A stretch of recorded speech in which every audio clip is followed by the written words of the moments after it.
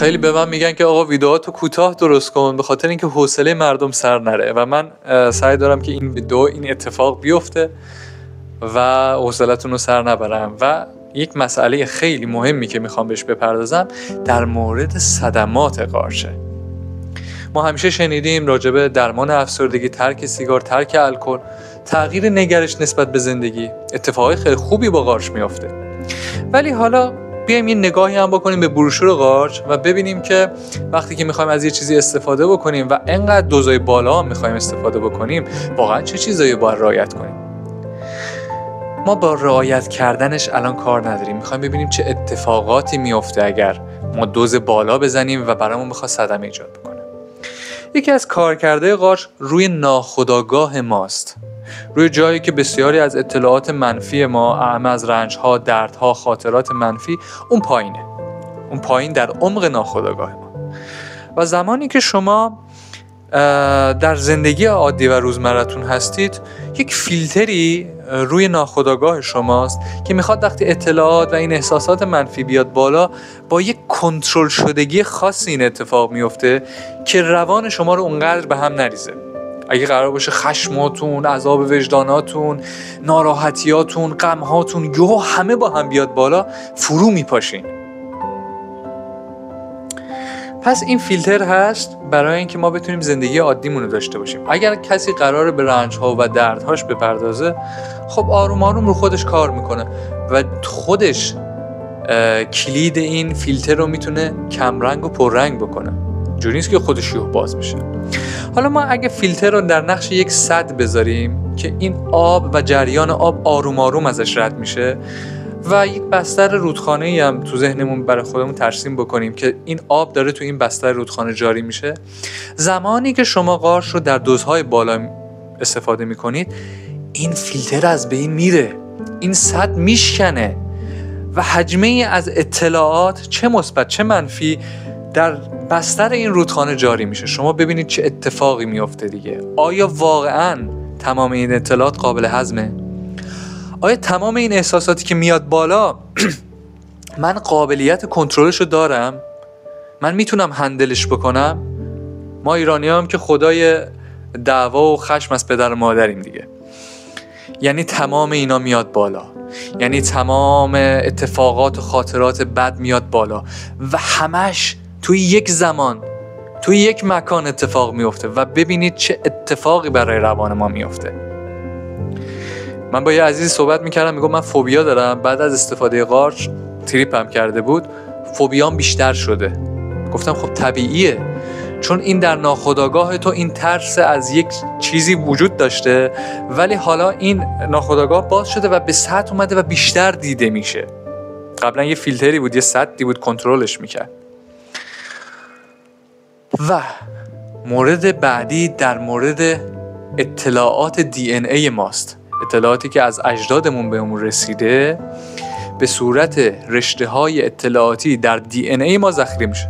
هممون اینو میدونیم. اصولا شنیدین که روانپزشکا و روانشناسا میگن که برای طرف یه استرس شدید، حالا بر اساس یه اتفاق، یه ترس میفته و شروع میکنه به بیمار شدن و انگار اون اطلاعاتی که از یک سری بیماری ها به صورت بالقوه در دی ان ای شخص بوده، حالا به جریان میفته، حالا بالفعل میشه، حالا ظهور و بروز میکنه. و اینجاست که شما متوجه میشید که یک جریانهای جدیدی در حال اتفاق افتادن در زندگیتونه. اگر این مورد رو دارید حتما کامنت کنید.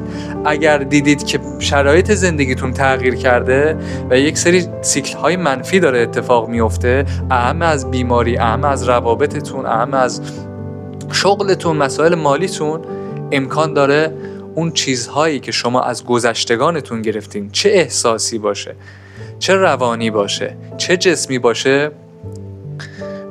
بر وجودتون بشینه و فعال بشه. خب حالا یه کسی هست، شما دیگه میدونید دیگه، اطلاعات منفی داریم، اطلاعات مثبت داریم. آیا همه ما قابلیت انتخاب اطلاعات مثبت رو در زمان تریپ داریم؟ چند درصد از ما از مسائل روانشناسی و کنترل خودمون میتونیم خبر داشته باشیم؟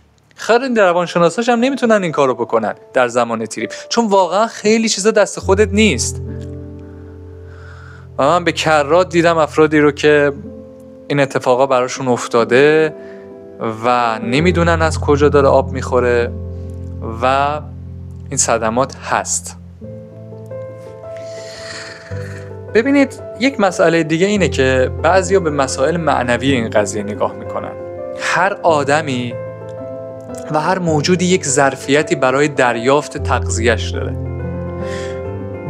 یک جوانه با یک نهال با یک درخت ظرفیتشون برای دریافت مواد غذایی فرق میکنه.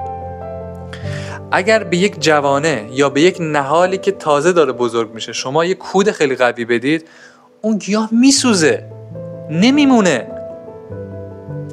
همینجور وقتی شما دوزهای بالایی رو میزنید و میتونیم تشبیه بکنیم آگاهی رو به یک اشعه نورانی خیلی قوی که وقتی به فرد این اشعه میخوره انقدر قدرتش زیاده و ظرفیت اون شخص امکان داره که کم باشه. اولا اینکه از اون اطلاعات چیزی نمیفهمه، بعد اینکه ممکنه بهش صدمه بزنه. انقدر این نور آگاهی قویه که در ظرف این آدم نمیگنجه و ظرفش میشکنه و حالا بیا درستش کن، بیا ترمیم کن این ظرفو. زمان میبره، آسیب میبینه. ما نمیخوایم این شخص آسیب ببینه. ما اگر نگاهی داریم به سایکدلیک ها باید نگاهی درمانی باشه. همیشه این رو گفتم و الانم میگم که ما اگر داریم از چیزی استفاده میکنیم، هر چیزی در زندگیمون باید برای رشدمون باشه. باید خودمون رشد پیدا بکنیم. اگه بخوایم یه چیزی رو استفاده کنیم به قول این جوونا بپاشیم، که خب این دیگه یعنی خیلی مسخره است. عذر میخوام ولی خیلی مسخره است که شما یک از چیزی استفاده بکنید و انتظار این داشته باشین که خیلی، عذر میخوام این واژه ها رو استفاده کنم، پاره بشن. من عذر میخوام، فقط میخوام این ماجرا رو بدونید که سلامتی ما، روان ما برای ما مهمه. ما چطور یکی بهمون یه حرفی میزنه بهمون بر میخوره، به چیه من توهین کرده، به شخصیت من توهین کرده، آیا ما برای سلامت خودمون هم ارزش قائل میشیم؟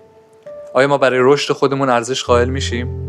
پس اگر قرار سایکدلیک ها در دوزهای بالا استفاده بشه باید یه تأثیر مثبتی در زندگی من داشته باشه. مطمئناً دوزهای بالای سیلوسایبین برای خیلی از افراد باعث تغییر نگرششون به زندگی شده. مطمئناً خیلی حالشون خوب شده.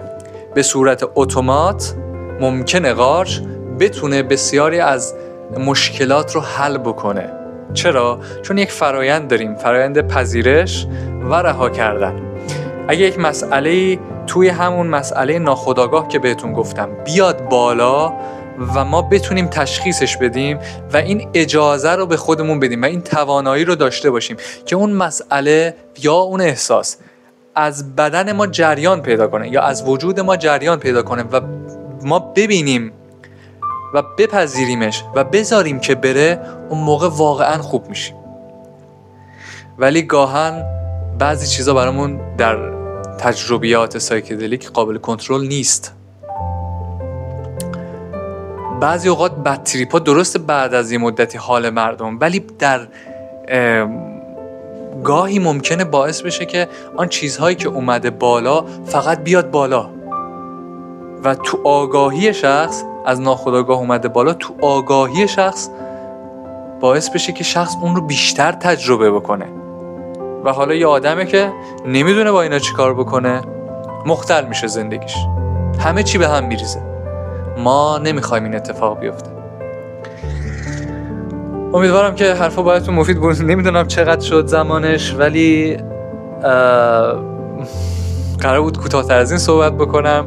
حرفای بیشتری داشتم، شایدم یادم رفته، ولی تا اینجا داشته باشید که چه کار دارید انجام میدید و چه کار باید بکنید و خوشحال میشم که با من به اشتراک بذارید هر آنچه که تجربه کردید و یا میخواید تجربه بکنید. در پناه خداوند بزرگ باشید. یا حق.